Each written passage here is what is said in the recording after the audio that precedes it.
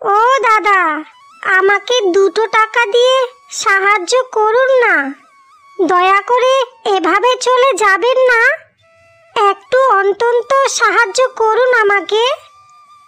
হায়রে পোড়া কপাল আমার, সারাটা দিন কত ধরনের মানুষ এদিক দিয়ে আনাগোনা করলো, কিন্তু কারোর মনে কি আমার জন্য একটুও দয়া হলো না?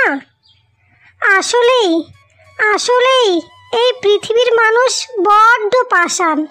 যেখানে নিজের মানুষজনেই আমাদের সাথে বেইমানি করলো, সেই দিকে আবার ওরা কারা? আরে মায়া এখানে বসে বসে কি করছে?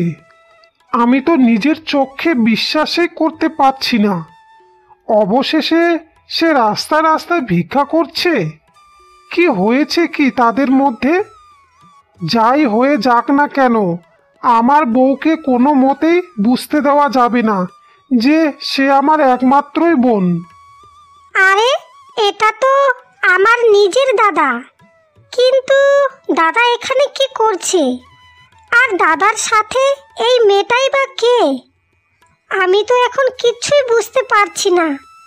দেখে তো মনে হচ্ছে দাদা বিয়ে করেছে।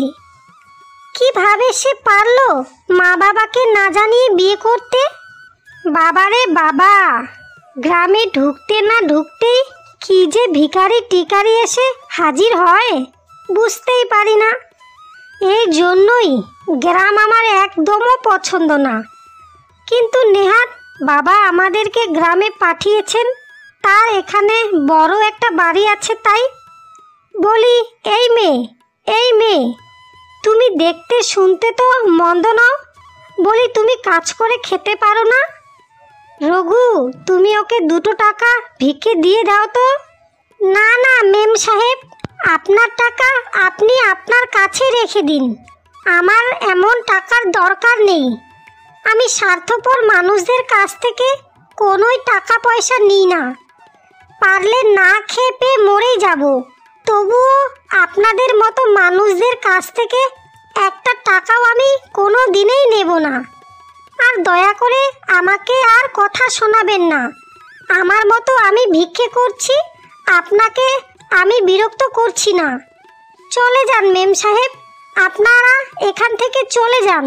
কি, একটা সামান্য ভিখারিনীর মুখে এত বড় কথা? আহা, এসব তুমি বাদ দাও না গিন্নি। আমাদের এরকম শুভ কাজে তুমি শুধুই সময়টা কেন নষ্ট করছো বলো? ওকে তুমি 1000 টাকা দিয়ে দাও, ঝামেলাটা মিটে যাক। কথা বললে কিন্তু আরও কথা বাড়বে গিন্নি, বুঝেছো?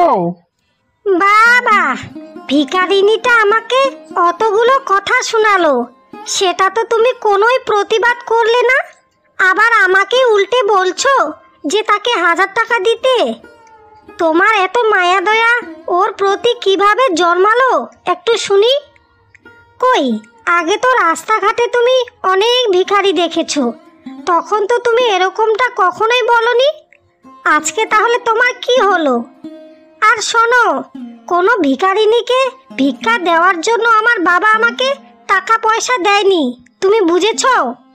চলো বলছি এখান থেকে, এক্ষুনি চলো। আমাকে আপনি ক্ষমা করে দিন মেম সাহেব, আমি মুখের জোরে কি না কি বলে ফেলেছি আপনাকে। আসলে আমি কিছুই বুঝতে পারিনি। আপনি দয়া করে আমাকে ক্ষমা করে দিন। আপনাদের সংসারে কেন অশান্তি করছেন আমার জন্য? আমি একজন সামান্য ভিখারি, পারলে আপনি 2টো আমাকে থাপ্পড় মারুন, তবু আপনাদের মধ্যে এভাবে ঝগড়া করবেন না। হয়েছে, তোকে আর অত নেকা নেকা কথা আমাকে বলতে হবে না। যা বলার সব কিছুই তো বলেই ফেলেছিস। শোন মেয়ে, এই রাস্তার সামনে তুই যদি আর আমার সামনে কোনো দিনও আসিস, তাহলে তখন তুই দেখবি আমি কি হাল তোর করি। যত বড় মুখ নয় তত বড় কথা। তুই আমাকে চিনিস আমি কে?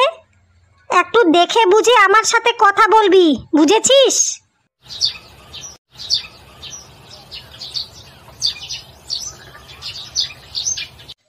মা বাবা, তোমরা জানো আজকে রঘু দাদার সাথে আমার দেখা হয়েছিল। সে বিয়ে করেছে মা বাবা, আর অনেক সুন্দরী একটা বউ পেয়েছে। মেয়েটা বড়লোক ঘরের একমাত্রই মেয়ে। ভালোই হয়েছে মা বাবা, আমাদের ছেড়ে সে খুব ভালোই আছে। আমাদের মতো গরিব পরিবারকে এভাবে আঁকড়ে ধরে তার তো কোনো দিনই ভবিষ্যৎ গড়তো না মা বাবা। আমাদের এটাই সব থেকে ভালো হয়, তাকে আমরা মন থেকেই মুছে ফেলি। সে যেন ভালো থাকে এই প্রার্থনাই সব সময় করি। মারে, আমার যত ধন সম্পত্তি ছিল আমি সব কিছুই রঘুর পিছনেই খরচ করেছি।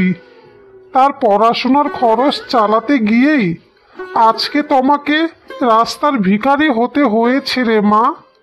ভেবেছিলাম ছেলে শহরে চাকরি করে আমাদেরকে একদিন দেখাশোনা করবে, কিন্তু সে তো বড় চাকরি পেয়েছে।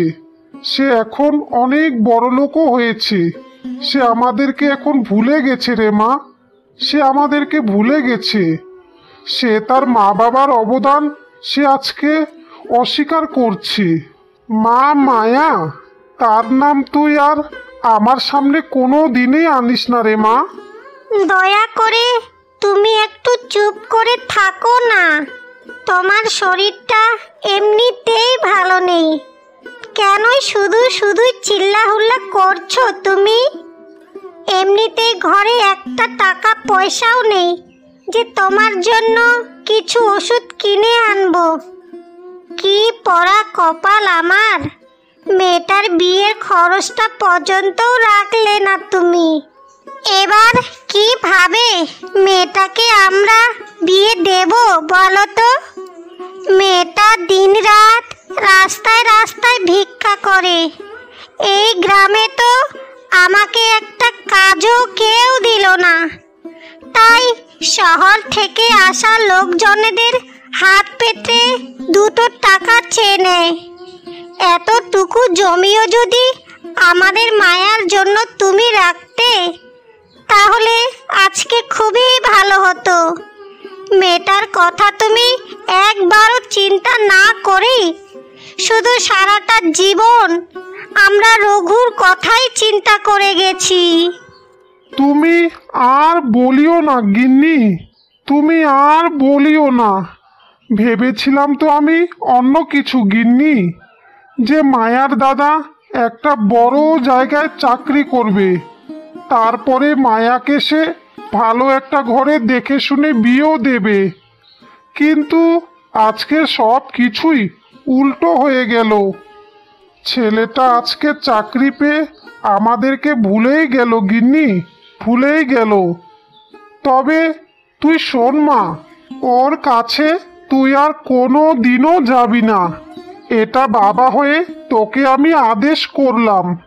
আমি যদি কোনোদিন মরেও যাই, তবুও তাকে কোনো দিনও তুই খবরটা পর্যন্ত পাঠাবি না। যদি খবর পাঠাস তাহলে আমার আত্মা কোনো দিনও শান্তি পাবে না রে মা, শান্তি পাবে না। বাবা, তুমি এবার চুপ করবে? তুমি মরবে কেন বাবা? আমার মাথায় যতগুলো চুল আছে তুমি তত দিনেই বেঁচে থাকবে বাবা, তত দিনেই বেঁচে থাকবে। আমি যেভাবেই হোক তোমার চিকিৎসা বড় একটা হাসপাতালে করব বাবা। আজকে সব কিছুই তো হয়েছে আমার রঘু দাদার জন্য।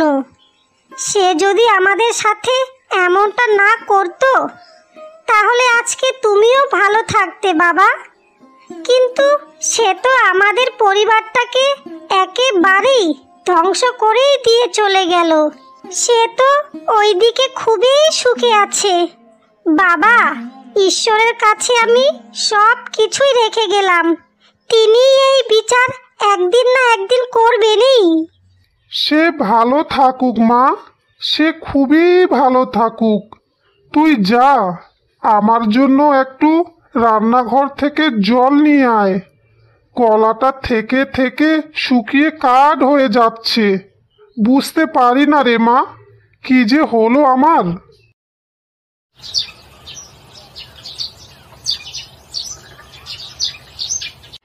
কিছুতেই তো আমি হিসাবটা মেলাতে পারছি না।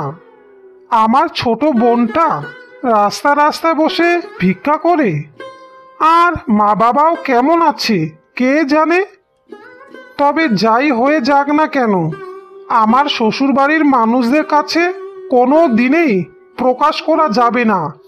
আমি তাদেরকে বলেছি যে আমি অনাথ, আমার পরিবার বলতে কেউ নেই। তারা এসব জেনেই আমার কাছে তাদের মেয়েকে বিয়ে দিয়েছে। এখন যদি বলি আমার পরিবার আছে, তাহলে আমি ওদের কাছে অনেক ছোট হয়ে যাব।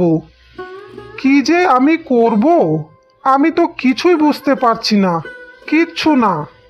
তবে আমাকে আরো পাষাণ হতে হবে, না হলে শ্বশুরবাড়ির লোকজনেদের কাছে আমি মান সম্মান হারা হব।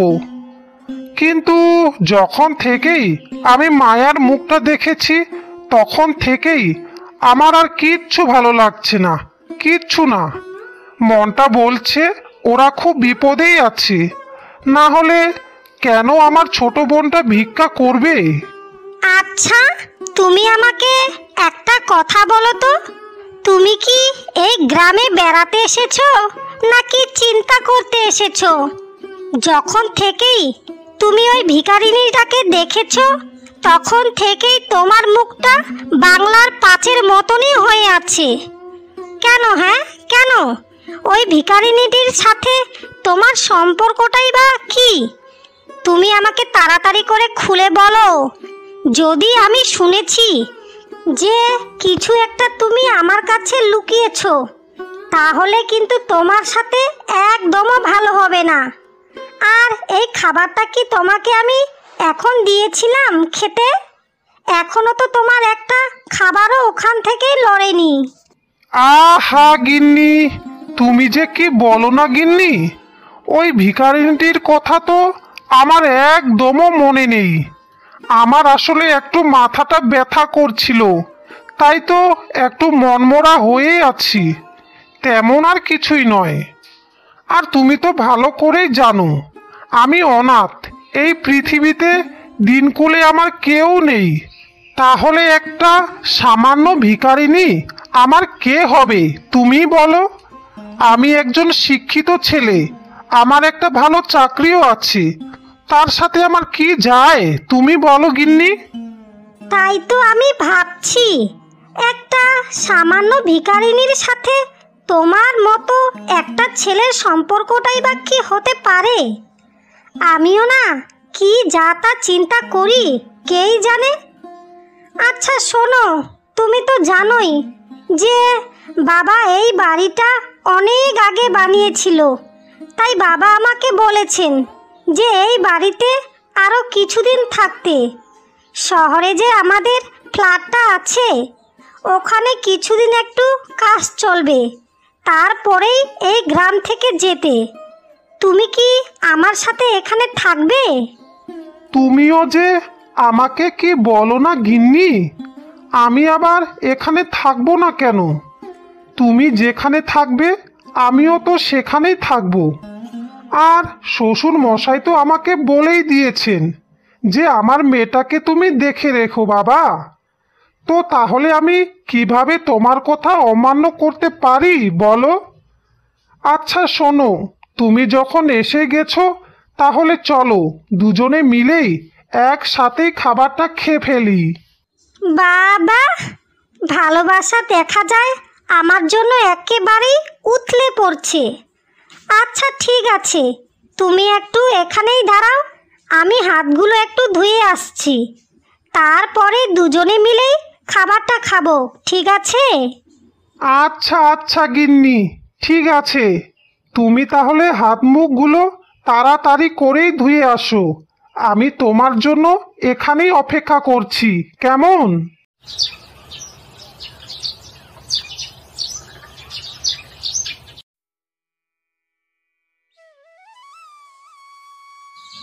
মারে, সারাটা দিন ভিক্ষা করে 20টা টাকা নিয়ে আসলি মা।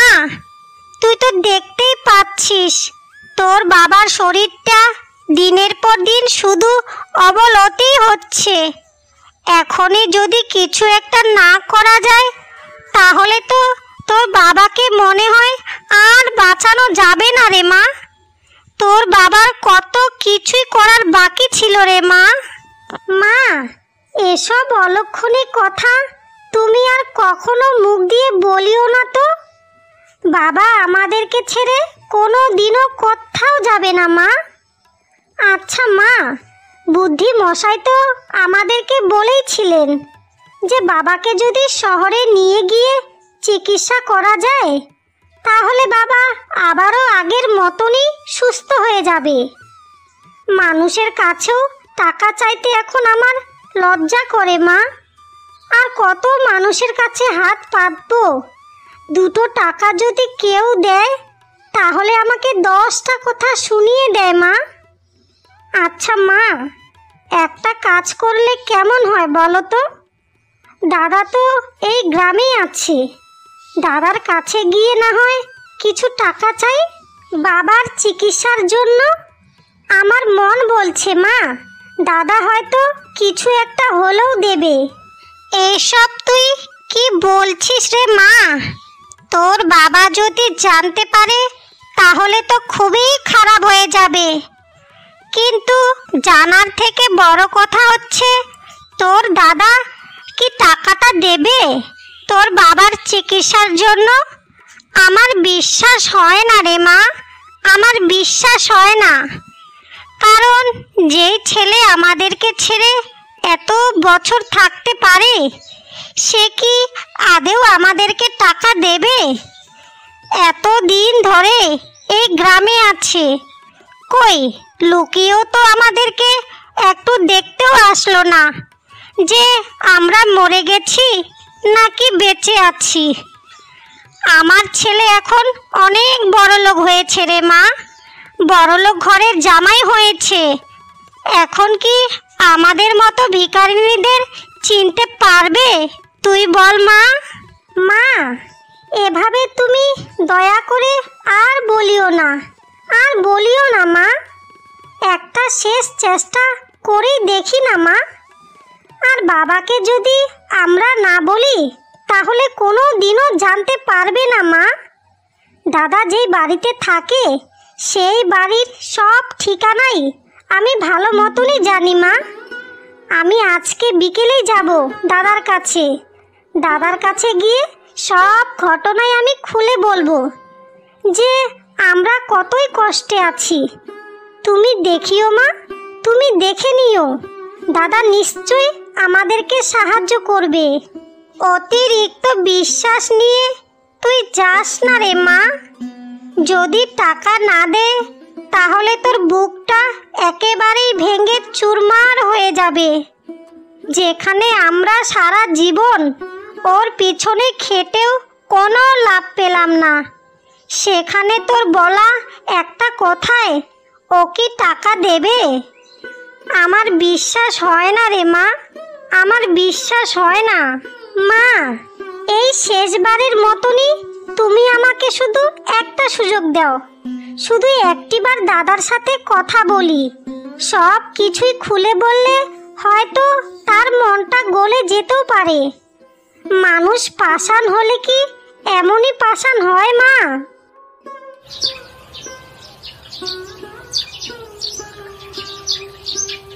দাদা, ও দাদা, তুমি কি জানো আমাদের ঘরে কতই অভাব? আমার বাবা খুবই অসুস্থ দাদা, আমাকে তুমি কিছু টাকা দাও।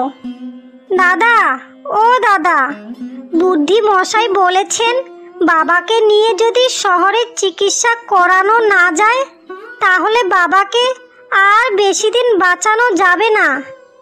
তোমার তো অনেক টাকা দাদা, দয়া করে তুমি আমাকে কিছু টাকা দাও না দাদা।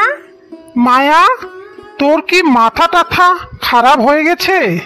তুই শেষমেশ আমার বাড়িতেই চলে এসেছিস। আমার গিন্নি যদি কোনো মতেই জানতে পারে যে তুই আমার বোন হইস, আমাকে তো সে মেরেই ফেলবে, আমাকে ছেড়ে সে চলেও যাবে। দয়া করে তুই এখান থেকে চলে যা, আর আমি তোর জন্য কিছুই করতে পারবো না। তুই বাবাকে অন্য কোথাও চিকিৎসা করিয়ে নে, বুঝেছিস? আমার তো বিশ্বাসই হচ্ছে না যে তুমি আমার নিজের মায়ের পেটের দাদা। ছোটবেলা থেকেই না আমাদেরকে তুই কত ভালোবাসতিস। আমরা একটু কষ্টে থাকলে তুই পাগল হয়ে যেতিস।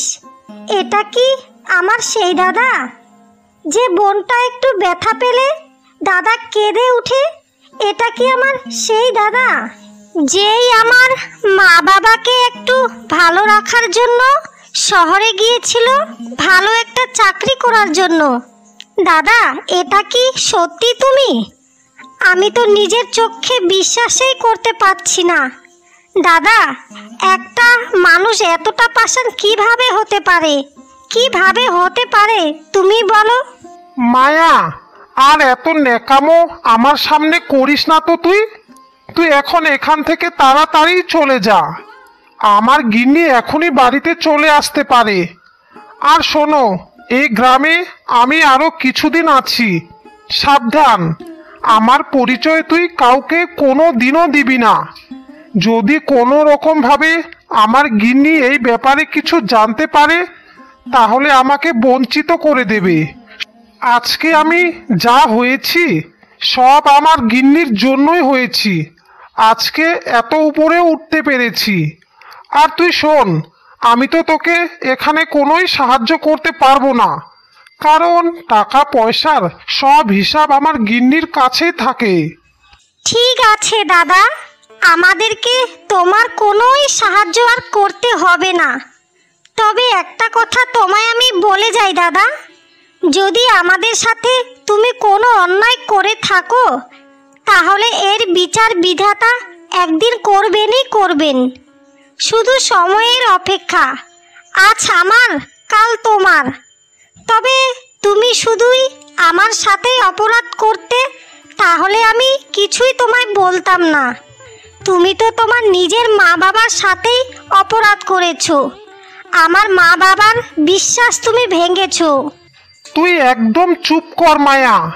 যত বড় মুখ নয় তোর তত বড় কথা। আসলে তোদেরকে রাস্তায় ভিক্ষা করতেই মানায়, বুঝেছিস? তোরা এরকম জাতেরই। আমি নেহাত তোদের সংসার থেকে বেরোতে পেরেছিলাম, তাই তো এখন আমি বেঁচে আছি। না হলে আমি এতদিনে মরেই যেতাম। এখন এখান থেকে যা তো বলছি। বের হও এখান থেকে, আর আমার বাড়ি থেকে বের হও। আমার বাড়ির সামনেও যেন তোকে আমি আর কোনো দিনেই না দেখি, বুঝেছিস? এরকম ছোট লোক মানুষের আমি কোনো দিনেই সাহায্য করতে পারবো না। হ্যাঁ হ্যাঁ, ঠিক আছে দাদা, আমি এখনই এখান থেকে চলে যাচ্ছি। আর আমাকে তুমি এভাবে বকো না। আমার একদমও সহ্য হচ্ছে না। কেন যে আমি মায়ের কথাটা অমান্য করতে গেলাম। মা আমাকে কত করেই বারণ করলো যে তোর দাদা আমাদেরকে কোনো দিনেই সাহায্য করবে না।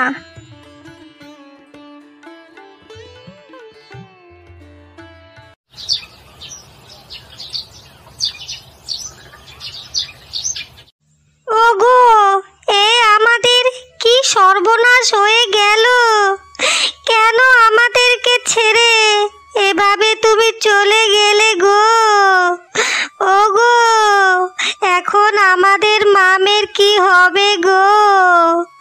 আমার ঘরে যে একটা মেয়েও আছে, মেয়েটাকে যে কে দেখবে বলো? এমন সময়ে তুমি কেন চলে গেলে আমাদেরকে এভাবে ছেড়ে? ওগো, উঠো না গো, আমার সাথে কথা বলো না গো। মা, ও মা, আমার বাবার কি হলো মা? বাবা এরকম ভাবে শুয়ে আছে কেন? আর বাবার শরীরে এরকম সাদা কাপড় পরানো কেন? মা, ও মা, তুমি উত্তর দাও না কেন মা? আমাকে একবার বলো না মা, কি হয়েছে? আর এভাবে তুমি বা কান্না করছো কেন? ও মা, মা, আমার কথার তুমি উত্তর দাও। আমার কথার তুমি উত্তর দাও মা। তোর বাবা আমাদেরকে সারা জীবনের মতনই ছেড়ে চলে গেল রে মা, চলে গেল। আমরা এখন নিঃস্ব হয়ে গেলাম, আমরা নিঃস্ব হয়ে গেলাম রে মা। তোর বাবা আর বেঁচে নেই রে মা, তোর বাবা এই পৃথিবীতে আর বেঁচে নেই।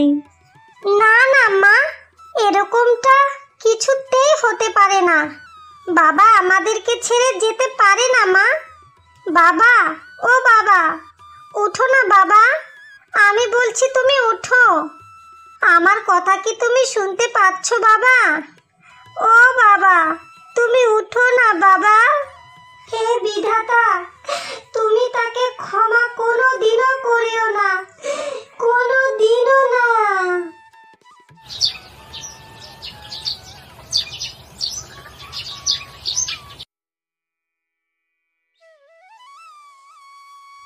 Sorry to say madam, his no mood.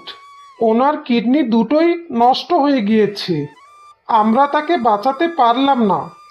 অবাক করার বিষয় হচ্ছে যে উনি আজ সকাল পর্যন্তই সম্পূর্ণই সুস্থ ছিলেন, কিন্তু হঠাৎ করেই 1 ঘন্টার মধ্যেই এত কিছু কিভাবে হয়ে গেল আমি বুঝতেই পারলাম না।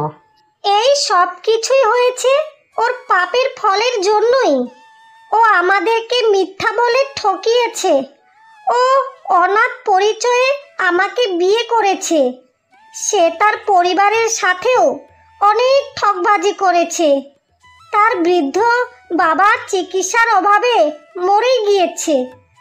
এমন লোকের সাথে তো এরকমটাই হওয়া উচিত ছিল।